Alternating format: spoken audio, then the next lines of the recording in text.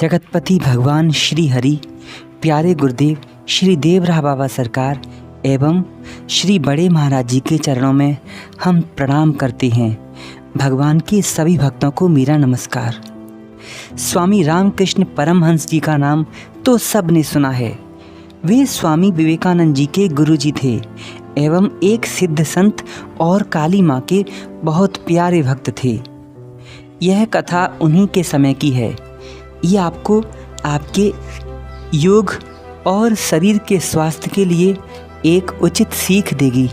ऐसी कथा आपको ध्यान से पूरी सुननी चाहिए, अतः वीडियो को अंत तक बड़े ध्यान से सुनें और समझें। हनुमान सिंह दक्षिणेश्वर मंदिर में एक रक्षक के कार्य पर तैनात थे। दरबान होने पर भी हनुमान सिंह की बड़ी प्रसिद्धि थी, क्योंकि वे केवल एक नामी पहलवान ही नहीं बल्कि हनुमान जी के परम भक्त थे।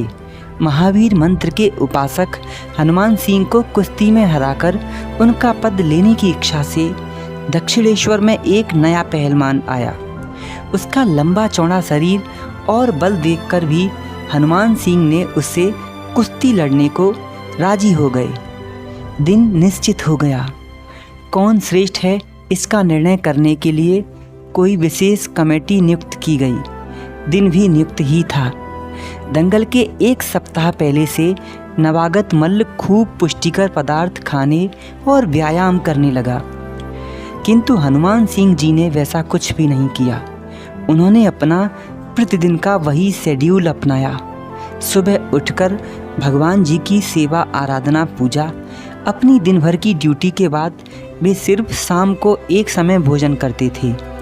प्रतिदिन के समान प्रातःकाल स्नान करने के बाद जब वे इष्ट मंत्र का जाप करते रहे तो वहाँ पर स्वामी रामकृष्ण परमहंस होकर गुजर रहे थे। श्री रामकृष्ण परमहंस जी ने हनुमान सिंह जी से बड़े प्रेम से पूछा, दंगल के पूर्व दिन तुमने तो कोई अभ्यास ही नहीं किया हनुमान।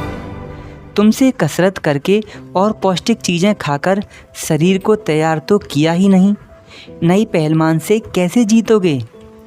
हनुमान सिंह ने भक्ति के साथ प्रणाम करते हुए अपने गुरुदेव को कहा, गुरुजी, आपकी कृपा होगी तो मैं अवश्य जीत जाऊंगा। बहुत सा खाने से ही शरीर में बल नहीं आता, उसे हजम करना भी आना चाहिए। वह पहलवान हजम करने की शक्ति से अधिक खा रहा है। दूसरे दिन दंगल में हनुमान सिंह ने उस पहलवान को सचमुच ही हरा दिया। प्यारे मित्रों, इस कथा से मैं एक सीख लेना चाहूँगा। वो सीख ये है कि जब आप पर बड़ों का आशीर्वाद होगा, आप अपने नियमों को ढंग से करेंगे तो आपके अंदर आपकी संकल्प शक्ति सदा आपके साथ रहेगी। भौतिक शक्ति बाद की बात है, पहली शक्ति मन से ही होती है। मन के हारे हार है, मन के जीते जीत। मन में हो श्री राम तो हारे की भी जीत। प्यारे मित्रों, लेकिन एक सीख और है।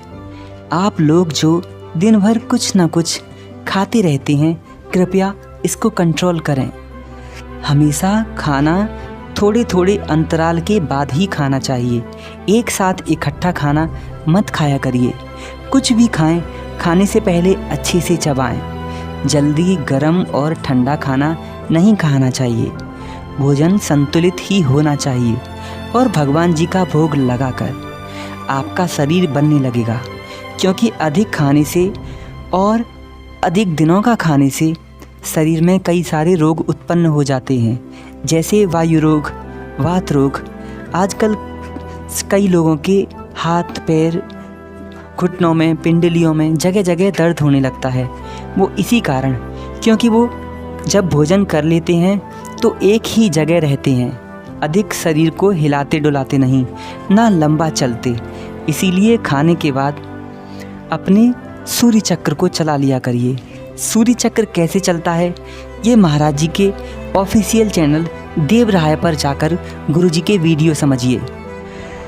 बाबा ने कहा है, बच्चा दाएं स्वर भोजन करे, बाएं पीवे नीर, जो सब दिन ऐसा करे सुखी रहे शरीर। जब आपके शरीर का दायां दायां स्वर चल रहा हो तब भोजन करना चाहिए। जब बायां स्वर चल रहा हो यानी चंद्र नाड़ी चल रही हो तब पानी या फिर पेय पदार्थ पीने चाहिए। राधे राधे मित्रों, और विस्तार से हम फिर कभी भी इसके ऊपर चर्चा करेंगे। तब तक के लिए अपना ख्याल रखें, भगवान को भूलें नहीं, अपने से बड़ों की सेवा करें, उनका पूरा सम्मान करें। जय श्री राधे। आपकी भी अवश्य जीत होगी।